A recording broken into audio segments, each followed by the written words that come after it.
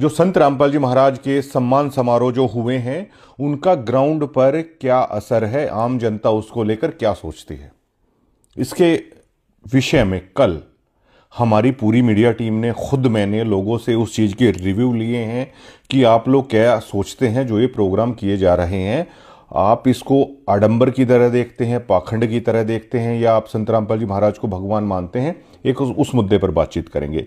लेकिन जो ये हेटर्स हैं, मैंने पहले भी कहा था कि आप इस तरह का खेल मत खेलिए, लेकिन इनको शायद ट्रेनिंग ही इस चीज़ की दी गई है कि आप ऐसे करिए। चलिए कोई नहीं, ये लोग अपना काम कर रहे हैं। एक ज्योति सागर एक सिस्टर है, वो लिखती है, ये रिपोर्टर संत रामपाल जी महाराज के वहाँ एक साल पहले गया था, लेकिन पिछले सम्मान समारोह में सुरक्षा को देखते हुए इसे स्टेज पर नहीं चढ़ने दिया गया, जिसके चलते ये धीरे धीरे मैनेजमेंट के खिलाफ वीडियो बना रहा है। मतलब देखिए, मैंने वो वीडियोस भी हटा दी थी, लेकिन इन नफरती लोगों के हृदय में संत रामपाल जी महाराज का नाम लेने के बावजूद भी वो नफरत आज जो की त्यों बनी हुई है। और संत रामपाल जी महाराज के मिशन में कीड़े का काम कर रहे हैं। जो भी वीडियो देख रहा है, इसकी चैनल की रिपोर्ट मारो। ये रामचंद्र के सम्मान की बात कर रहा है, रामचंद्र को गुरुद्रोही घोषित कर रखा है, लेकिन ये नकली रिपोर्टर रामचंद्र को अच्छा बता रहा है। अरे दीदी, आप इतनी नफरत आखिरकार लाती कहाँ से हो? इतनी नफरत संत रामपाल जी महाराज का नाम लेकर, मेरी बहन, आप इतनी नफरत कैसे लाती हो? और मुझे गरीबदास जी महाराज का एक वाक्य याद है कि जैसे कोई नजफगढ़ मंडी में हरदयाल जाट था, उसके पास एक बैल था, और वो नजफगढ़ मंडी में भाड़े का काम करता था, जो अनाज वगैरह लेके जाते हैं पुराने वक्त के दौरान, और उसको वो चलता था, वो बैल बैठ जाता था। ये संत रामपाल जी महाराज की वीडियोज़ हैं, मैंने देखी, उन्होंने बताया। और गरीबदास जी महाराज ने एक बार उसके कान में कुछ बोला था, उसके बाद वो बैल कभी नहीं बैठा। तो उस किसान के मन में ये जिज्ञासा उत्पन्न हुई कि आखिरकार ऐसे कैसे हुआ। दोबारा वो संत गरीबदास जी से आके मिला छुड़ानी में, तो गरीबदास जी महाराज ने बताया कि ये कोई साधु आपके घर रहता था, ये वही साधु है, आपका कर्ज उतारने के लिए आया है। हरदयाल बड़ा हैरान हुआ। तो उस दौरान भी संत गरीबदास जी महाराज ने कहा था कि हरदयाल, ये किसी समय पे परमात्मा का भगत रहा है, किसी जन्म में भी। हरदयाल, इससे आगे तू काम मत लेना। तो मतलब उस बैल को भी, मतलब गरीबदास जी महाराज ने, परमात्मा ने है, ये रिबेट, ये छूट है, उस दरमियान दिला दी थी। लेकिन ये हेटर्स इतने हैं। चलिए, रामचंद्र को आश्रम से निकाल दिया गया था, जो भी आप आरोप लगा रहे हो, लेकिन कभी तो इसने महाराज जी का नाम लिया था। आप गरीबदास जी महाराज की वाणी का पाठ करते हो और आप चाहते हो कि रामचंद्र यादव को फांसी पर चढ़ा दिया जाए। आपके मन में क्या थोड़ी सी भी दया की भावना मतलब खत्म हो चुकी है? क्या आप वाकई में संत रामपाल जी महाराज के भक्त बनने के लायक भी हो? जिस तरह के कमेंट है आप लोग लिख देते हैं, या आप लोग मतलब अमर्यादित भाषा का इस्तेमाल आप लोग कैसे कर सकते हैं? संत रामपाल जी महाराज की वीडियो पर अगर आप रिसर्च करोगे तो वो कह रहे हैं कि संखो लहर मेहर की उपजे, कहर जहां नहीं कोई, दास गरीब अचल अविनाशी सुख का सागर सोई। वो ये कह रहे हैं कि जैसे संत रामपाल जी महाराज अपनी वीडियो में बताते कि यहाँ पर कभी कभार ऐसा होता है, आपके मन में एक ऐसी लहर उठती है कि दुश्मन के प्रति भी, जिसने आपका बहुत नुकसान कर रखा हो, जो आपको फूटी आंख नहीं सुहाता, लेकिन फिर भी आपके मन में ऐसा आता है कि चलिए यार कोई बात नहीं, इसको मतलब माफ़ कर दीजिए। तो संत रामपाल जी महाराज कहते हैं कि जो सतलोक की बातें होती हैं, वहाँ पर हजारों लाखों ऐसी मेहर की लहर हैं आदमी के अंतरात्मा से, मतलब उपजती हैं, वो रहती हैं। लेकिन ये जो हेटर्स हैं, इनमें दिन में शायद एक बार भी कोई ऐसी लहर इनके हृदय में नहीं आती कि जहां पर मतलब दुश्मन तक को माफ करने की भावना इनके हृदय में आ जाए। ये इतने हेटर्स लोग हैं। और मैंने पहले ही कहा था, ये बच्चों का खेल मेरे साथ मत खेलिएगा, लेकिन ये दोबारा शुरुआत कर रहे हैं तो आप करिए। और वैसे भी दादू दयाल जी की एक वाणी है कि करे करावे साइयां मन में लहर उठा, दादू सरधर जीव के आप पर हो जा। ये लहर भी है, वो ऊपर वाला ही उठाता है ये जो सभी चीज़ें मन में आती हैं। और अब आते हैं उस चीज़ पर कि क्या संत रामपाल जी महाराज के सम्मान समारोह में वाकई में कुछ हो रहा है ये या ये पाखंड हो रहा है। और सबसे पहले शुरुआत करते हैं। देखिए, जो संत रामपाल जी महाराज का जो यहाँ पर कल्ट आया, जो भी ये कल्चर आया संत गरीबदास जी महाराज का, संत रामपाल जी महाराज ने इसको बहुत फैलाया। और पहली बार हमने हरियाणा के लोगों ने या बाकी लोगों ने गुरुद्वारा से हटके ये देखा कि ये सेवा भाव है वो हिंदू धर्म में भी हो सकता है। गुरुद्वारों में हम अक्सर देखते हैं, चाहे प्राइम मिनिस्टर ऑफ इंडिया या प्रेसिडेंट ऑफ इंडिया जो सबसे बड़े ओहदों पर होते हैं, तो गुरुद्वारों में जाकर वो लोग भी हैं वो सेवा कर देते हैं।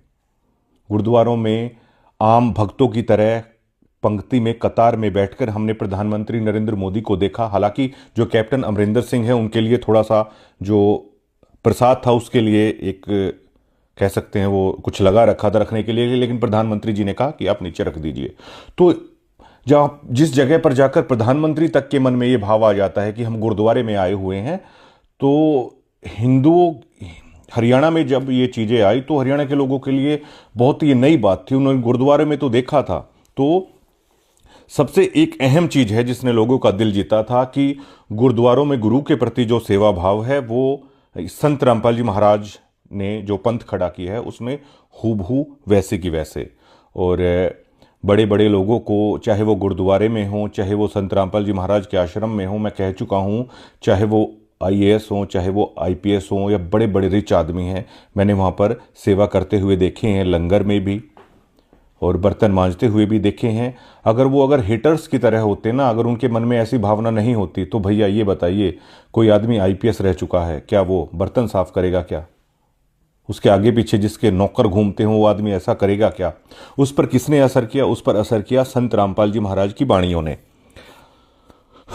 तो क्या ये जो प्रोग्राम हो रहे हैं, क्या ये संत रामपाल जी महाराज की वाणियों का प्रचार भी कर रहे हैं या नहीं कर रहे हैं?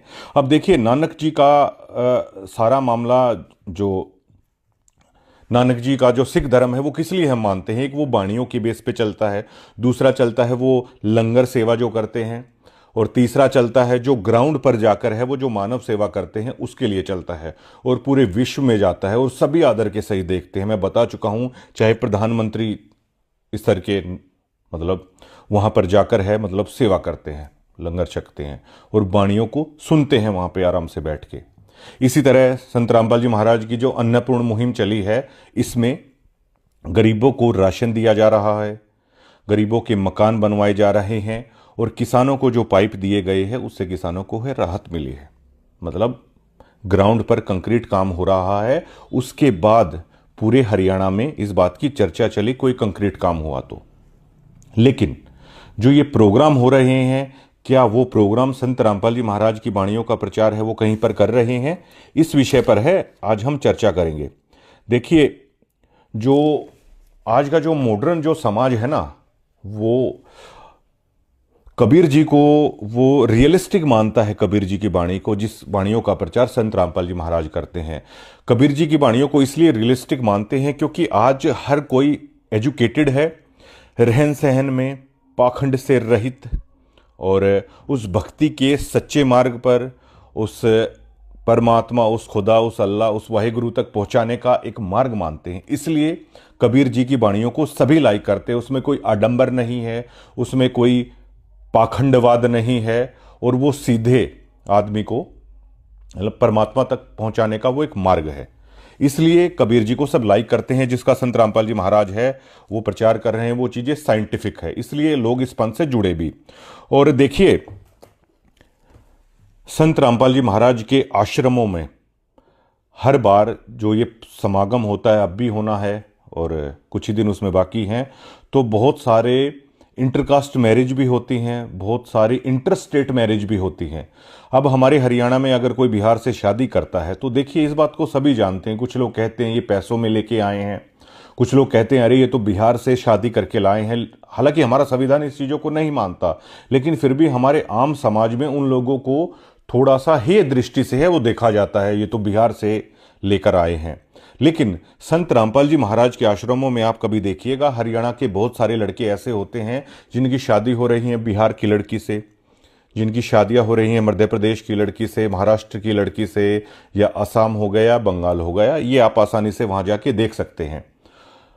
वहां पर वो जो जब शादियां होती हैं, लेकिन कोई उनके बारे में ऐसा नहीं बोलता कि ये तो बिहार से लाकर शादी कर ली, ये मध्य प्रदेश की लड़की से इन्होंने शादी कर ली। वो ऐसा क्यों नहीं बोलते?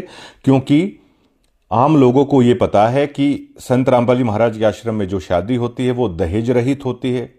संत रामपाल जी महाराज के आश्रम में जो शादी होती है उसमें किसी तरह का ज़्यादा दिखावा है नहीं किया जाता, बिल्कुल साधारण तरीके से हैं वो शादियां हो जाती हैं परमात्मा को साक्षी मानकर। इसलिए जब वो समाज के अंदर आते हैं तो हरियाणा के लड़के ने बिहार की लड़की से शादी की, उनको कतई भी हे दृष्टि से नहीं देखा जाता, मान सम्मान की दृष्टि से देखा जाता है। ये भुंडू प्रधान छारा का मैं इंटरव्यू कर रहा था तो उन्होंने भी कहा था कि देखिए दहेज में या खर्चे कितने पैसे लगते हैं और महाराज जी तो मतलब एक एक जोड़े में है, मतलब शादी करा देते हैं। ये संत रामपाल जी महाराज का बहुत महान कार्य है। वो एक तरीके से ये शादियां करके पूरे हमारे भारत देश को एक सूत्र में पिरो रहे हैं। पूरा भारत देश एक हो रहा है, जो रिश्तेदारियां बन रही हैं। रणदीप हुड्डा ने देखिए नॉर्थ ईस्ट में जाके शादी की थी ना, तो हमारे चाचा ताऊ तब भी ये सवाल है, वो कौतूहल का विषय बना था, रणदीप हुड्डा ने नॉर्थ ईस्ट में शादी कर ली। इतने बड़े एक्टर भी अगर ऐसा करते हैं तो भी हमारे हरियाणा में ये मानते हैं नॉर्थ ईस्ट में शादी कर ली उन्होंने। लेकिन संत रामपाल जी महाराज के यहां पर हो रहा है ना, तो लोग उन्हें सम्मान की, इज्जत की दृष्टि से देख रहे हैं। ये एक संत का कमाल होता है, पूरे देश को एक सूत्र में पिरो रहे हैं। एक सबसे बड़ी ये चीज है जिससे लोग प्रभावित हो रहे हैं। और संत रामपाल जी महाराज से जुड़कर लाखों लोगों ने नशे छोड़े हैं। ये इस बात के पुख्ता सबूत हैं। संत रामपाल जी महाराज को गुरु बनाकर लाखों लोगों ने नशे छोड़े हैं। बहुत सारे नशा मुक्ति केंद्र भी हैं। मेरे कई सारे नॉन दोस्त हैं जिनके उन्होंने अपने भाई को नशा मुक्ति केंद्र में छोड़ा, लेकिन उन्होंने बताया कि कुछ हासिल नहीं हुआ। उनका पैसा है वो खर्च हुआ, आने के बाद दोबारा से मतलब वो फिर है वो शुरू कर देते हैं। और नशा मुक्ति केंद्र का जो कई जगह ऐसी बातें भी आती हैं, नशा मुक्ति केंद्र का इस तरह का व्यवहार था वो भी उन्होंने सहन किया। लेकिन नशा मुक्ति केंद्र हमारे हर डिस्ट्रिक्ट में या जगह मिल जाएंगे, लेकिन उसमें सफलता नहीं मिली, सफल नहीं हो सके। लेकिन एक संत को जब किसी ने गुरु धारण किया, उस संत की शिक्षा को किसी ने ग्रहण किया, तो नशा मुक्ति केंद्रों से जो नहीं हुआ वो एक संत की वाणी ने कमाल कर दिया। ये संत रामपाल जी महाराज की चर्चा हर जगह पर है।